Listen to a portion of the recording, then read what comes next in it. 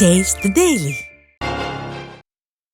சென்னை அண்ணா நகரில் இளம் பெண்ணுக்கு குளிர்பானத்தில் மயக்க மருந்து கலந்து கொடுத்து ஆபாச படம் எடுத்து மிரட்டி பாலியல் வன்கொடுமை செய்த இளைஞர் சிக்கினார். அண்ணா நகர் சாந்தி காலனி பகுதியில் மென்பொருள் நிறுவனத்தில் பணியாற்றி வந்த அஜித் என்பவர் தன்னுடன் பணியாற்றி வந்த இளம் பெண்ணுடன் நட்பாக பழகி அவருக்கு குளிர்பானத்தில் மயக்க மருந்து கலந்து கொடுத்து ஆபாச படம் மற்றும் வீடியோ எடுத்து மிரட்டி பாலியல் வன்கொடுமை செய்துள்ளார். இதுகுறித்து பாதிக்கப்பட்ட பெண் கொடுத்த புகாரின் பேரில் அஜித் பிடிபட்டார். அப்பா ஸ்டாலின் ஆட்சியில் பெண்கள் நடமாடவே அச்சப்படும் சூழல் உள்ளதாக மக்கள் சாடியுள்ளனர். செங்கல்பட்டில் 3 வயது சிறுமிக்கு பாலியல் தொல்லை கொடுத்த இளைஞருக்கு ஆயுள் தண்டனை விதிக்கப்பட்டது.